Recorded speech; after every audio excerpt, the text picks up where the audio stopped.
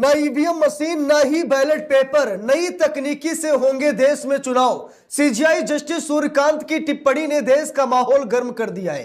दोस्तों, हम सभी लोगों को मालूम है कि लंबे समय से यह मांग की जा रही है कि ईवीएम को हटाकर बैलेट पेपर से चुनाव कराया जाए, लेकिन ना तो भाजपा सुन रही है, ना ही सुप्रीम कोर्ट सुन रहा है, और ना ही चुनाव आयोग, जिसे दलाल आयोग हम लोग कहते हैं, वो भी नहीं सुन रहा है। यानी कि लंबे समय से मांग तो चल रही है, लेकिन मांग कब पूरी होगी ये किसी को मालूम नहीं। क्यों विपक्ष बार बार इस बात का आरोप लगाता हुआ नजर आता है कि मोदी जी की जो जान है वो ईवीएम के अंदर है।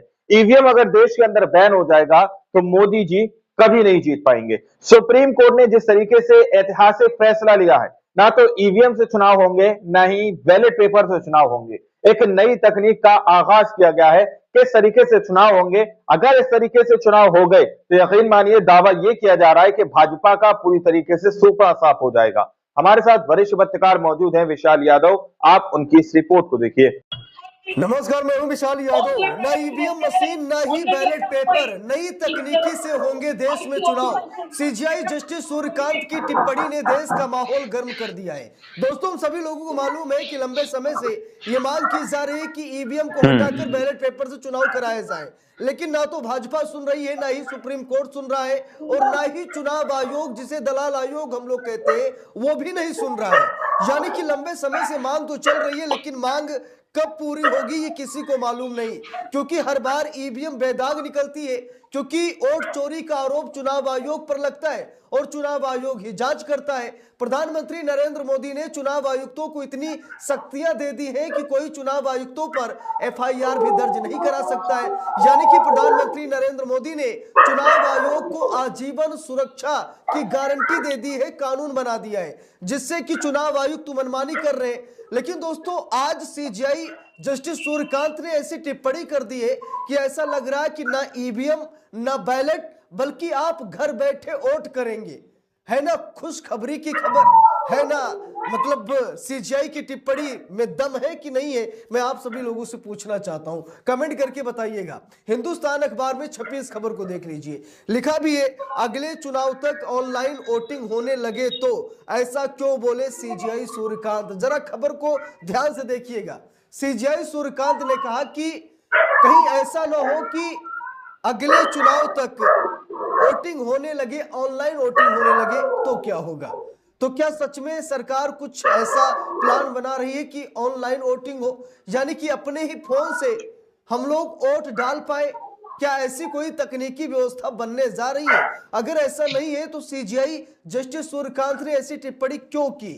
जरा खबर को देखते हैं। यहां पर लिखा भी है, मुख्य न्यायाधीश सूर्यकांत और न्यायमूर्ति जय माल्या बागची की पीठ के समक्ष आयोग की ओर से वरिष्ठ अधिवक्ता राकेश द्विवेदी ने बताया कि आयोग किसी को भी निर्वासित नहीं कर सकता, साथ ही ये तय नहीं कर सकता कि किसी व्यक्ति के पास मतलब नागरिकता है या फिर नहीं है। एक हिसाब से चुनाव आयोग के वकील सुप्रीम कोर्ट में हाजिर हुए तो उन्होंने कहा कि चुनाव आयोग के पास ये अथॉरिटी नहीं है, पावर नहीं है कि वो किसी को निर्वासित कर सके।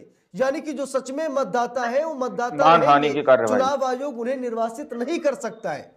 ऐसी बात सुप्रीम कोर्ट में चुनाव आयोग के वकील बोल रहे हैं। जरा देखिए, लिखा भी है, चुनाव आयोग ने गुरुवार को सुप्रीम कोर्ट को बताया कि वो नागरिकता का निर्धारण मतदाता के रूप में केवल पंजीकरण के संबंध में नरेंद्र मोदी जी से इस मामले की सुनवाई के दौरान मुख्य न्यायाधीश सूर्यकांत ने हल्के फुल्के अंदाज में टिप्पणी करते हुए कहा कि अगले चुनाव तक अगर ऑनलाइन मतदान शुरू हो जाए तो हमें आश्चर्य नहीं होगा। शीर्ष न्यायालय ने याचिकाओं पर अंतिम सुनवाई फिर से शुरू की, जिनमें बिहार समेत कई राज्यों में आयोग की मतदाता सूची के एसआईआर की कवायद को चुनौती दी गई थी तथा आयोग की शक्तियों के दायरे नागरिकता और मताधिकार पर संवैधानिक प्रश्न उठाए गए थे। तो दोस्तों, यहां पर आप फायदा होगा कि सीजीआई जस्टिस सूर्यकांत साहब ने कहा कि अगर ऑनलाइन वोटिंग होने लगे, अगर ऑनलाइन मतदान बढ़ने लगे तो ये आश्चर्य की बात नहीं है। आप कीजिए, अगर ऐसी व्यवस्था है तो अच्छा ही है, इसमें कोई आश्चर्य की बात नहीं है, परेशानी की बात नहीं है, क्योंकि लोगों को लाइन में लगना पड़ता है। दिन भर वो अपना काम धाम छोड़कर वोट डालने आते हैं, कहीं कोई बाहर रह रहा वो प्रदेश विदेश से वोट डालने आता है। तो अगर ऑनलाइन व्यवस्था बन जाए जिससे कि हम अगर सच में मतदाता है, रजिस्टर्ड है, हम अपने ही फोन से वोट डाल सकते हैं। अगर ऐसी व्यवस्था बने तो कैसा रहेगा, मैं आप सभी लोगों से पूछ रहा हूं। वैसे तो दबाव जितने बनाना चाहते मजबूत हैं। कागज है उतना तो कुछ भी नहीं, ऑनलाइन फ्रॉड हो जाएगा। हम लोग अच्छी तरीके से जानते हैं ऑनलाइन फ्रॉड हो जाएगा। इसीलिए बैलेट पेपर सबसे बढ़िया है मेरे हिसाब से। बैलेट पेपर सबसे बढ़िया है क्योंकि वो कागज है, एक बार मुहर लग गया तो लग गया, कोई दिक्कत नहीं, परेशानी नहीं। इसीलिए देश को ऑनलाइन वोटिंग की तरफ नहीं जाना चाहिए। ईवीएम बैन होनी चाहिए और बैलेट पेपर से ही चुनाव होने चाहिए। ये मेरी पर्सनल ओपिनियन है, पर्सनल राय है। बाकी आप लोग क्या कहना चाहेंगे, आप लोग जरूर बताइएगा। देखिए लिखा भी है, मुख्य न्यायाधीश सूर्यकांत और न्यायमूर्ति जयमाल्या बागची की पीठ के समक्ष आयोग की ओर से वरिष्ठ अधिवक्ता राकेश द्विवेदी ने बताया कि आयोग किसी को भी निर्वासित नहीं कर सकता, साथ ही साथ यह तय नहीं कर सकता कि किसी व्यक्ति के पास भारत में रहने का वीजा है या फिर नहीं। अधिवक्ता द्विवेदी ने एसआईआर करने के आयोग के निर्णय का समर्थन करने के लिए संविधान के अनुच्छेद 326 का हवाला दिया और यह भी कहा कि यह वयस्क मताधिकार के आधार पर चुनाव का प्रावधान करता है। उन्होंने दलील दी कि संवैधानिक अर्थों में वयस्क जो मताधिकार में 3 अलग अलग तत्व शामिल हैं और पंजीकरण के चरण में इन तीनों का पूरा होना आवश्यक है। जब तक ये तीनों शर्तें पूरी नहीं होती कोई भी व्यक्ति मतदाता के रूप में पंजीकृत होने का हकदार नहीं होगा। आयोग सिर्फ नागरिकों की पहचान कर रहा है। चुनाव आयोग ने सुप्रीम कोर्ट में कहा कि एसआईआर के जरिए हम सिर्फ और सिर्फ नागरिकों की पहचान कर रहे हैं, हम उनकी नागरिकता की जांच नहीं कर रहे हैं। देखिए लिखा भी है, मुख्य न्यायाधीश ने कहा कि आयोग का रुख है कि वो केवल नागरिकों की पहचान कर रहा है, व्यापक अर्थ में नागरिकता का निर्णय नहीं कर रहा है। पीठ ने कहा कि हालांकि आयोग नागरिकता प्रदान करने वाले प्राधिकरण के रूप में कार्य नहीं कर सकता है, लेकिन वो ये सत्यापित करने के लिए जांच कर सकता है कि क्या कोई व्यक्ति जो नागरिक होने का दावा कर रहा है चुनावी उद्देश्यों के लिए वास्तविक है। गैर नागरिकों का नाम मतदाता सूची में ना हो। सुप्रीम कोर्ट ने भी कहा कि जो गैर नागरिक है यानी कि जो भारत के मूल नागरिक नहीं है उनका मतदाता सूची में नाम नहीं होना चाहिए, सुप्रीम कोर्ट ने भी कहा। देखिए लिखा भी, अदालत ने एक फैसले का हवाला देते हुए कहा कि याचिकाकर्ताओं ने तर्क दिया था कि यदि किसी व्यक्ति का नाम किसी मतदाता सूची में है तो उसकी नागरिकता होने का अनुमान लगाया जाना चाहिए। न्यायमूर्ति बागची ने कहा कि आयोग का संवैधानिक कर्तव्य है कि वो सुनिश्चित करे कि गैर नागरिकों का नाम मतदाता सूची में न हो। मानहानि की नागरिक अधिकारों के प्रति जागरूकता अक्सर आर्थिक समृद्धि के अनुपात में नहीं होती है। तो यहाँ पर आप सभी लोग देख सकते हैं कि सीजेआई जस्टिस सूर्यकांत और जस्टिस जयमाल्या बागची की बेंच इस मामले की सुनवाई कर रही थी। नरेंद्र मोदी जी से ऑनलाइन वोटिंग की चर्चा भी शुरू हो गई, यानी कि सीजेआई जस्टिस सूर्यकांत ने कहा कि अगर ऑनलाइन मतदान होने लगे तो ये आश्चर्य की बात नहीं है, कहीं ऐसा ना हो कि अगले चुनाव तक ऑनलाइन मतदान शुरू हो जाए। अगर ऐसा होता है, मैं आप सभी लोगों से सवाल करता हूं, अगर ऐसा होता है तो क्या ठीक रहेगा? ऑनलाइन मतदान क्या ये निष्पक्षता का एक प्रतीक हो पाएगा या फिर नहीं? दोस्तों कमेंट करके आप लोग जरूर बताइएगा।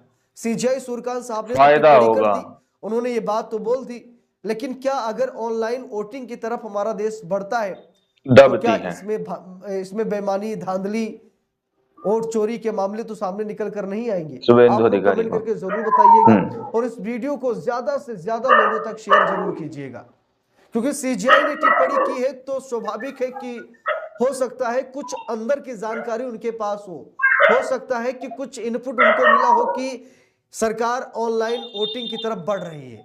तो इस पूरे मामले पर आप लोगों को क्या राय है कमेंट करके जरूर बताइएगा। वीडियो को लाइक शेयर, अगर चैनल पर नए हैं सब्सक्राइब करके सपोर्ट कीजिएगा। मिलते हैं दूसरी वीडियो में, तब तक के लिए बहुत बहुत धन्यवाद। दोस्तों आप लोगों ने इस वीडियो को शुरू से आखिर तक देखा। वीडियो के अंदर साफ तौर पर बात की गई है कि किस तरीके से ईवीएम का यूज करके जो विपक्ष, जो सत्ता पक्ष जो है चुनाव जीतता रहता है और विपक्ष जिस ईवीएम को लेकर आरोप लगाता हुआ नजर आता है उस ईवीएम को बैन करने की मांग की जा रही है, उस ईवीएम को बंद करने की मांग की जा रही है कि इस ईवीएम को परमानेंटली इंडिया के अंदर पूरी तरीके से बैन कर दिया जाए, कि इस ईवीएम के जरिए से कभी भी भारत के अंदर चुनाव ना हो। और ऐसा क्यों ना हो दोस्तों? क्योंकि जिस देश ने ईवीएम को बनाया, जिस देश के अंदर ईवीएम को इजाद किया गया, उस देश ने पूरी तरीके से ईवीएम को बैन कर रखा है, क्योंकि सबका मानना यह है कि ईवीएम से किसी भी तरीके से स्वतंत्र जो है चुनाव नहीं हो सकते। ईवीएम को हैक किया जा सकता है, ईवीएम को कहीं पर भी बैठकर मैनिपुलेट किया जा सकता है, ऐसा आरोप बार बार विपक्ष की तरफ से लगाया गया है। अब आप लोगों ने खुद इस रिपोर्ट को देखा सुना, आप लोग इस रिपोर्ट के बारे में क्या सोचते हैं, क्या समझते हैं, अपनी राय कमेंट सेक्शन में जरूर दीजिएगा। सच्ची पक्की खबरें देखने के लिए चैनल को सब्सक्राइब कीजिए। बेहतर वीडियो में जब तक के लिए जय हिंद, जय भारत।